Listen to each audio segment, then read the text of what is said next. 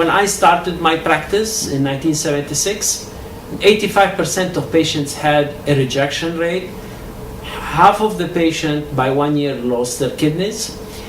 So the drugs that we use today, these regimens that I just mentioned, that were introduced in the mid-1990s, have a reduced rejection rate below 20%, and some instances close to 10%, and have improved 1 year survival from 50% to over 90%, and 94% in people who get a kidney from a cadaver donor, maybe 96-97% from a living donor.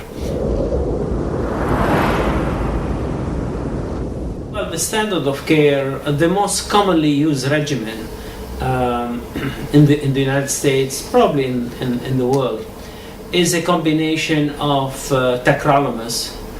The brand name before used to be known as Progra, but now most of it is generic as tacrolimus.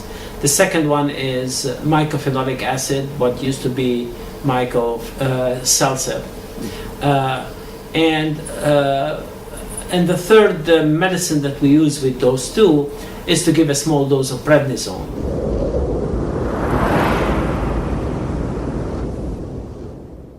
I think the current regimens are better for short term than long term, number one. And number two, we haven't really addressed with these medications the toxicities. So 40% of patients lose their kidneys because they die prematurely. What do they die of? Heart attacks, strokes. Some may die from cancer also. And so unless we address the toxicities, reduce the cardiovascular risk factors, it's going to be hard to improve the longevity of the kidney beyond 1 year.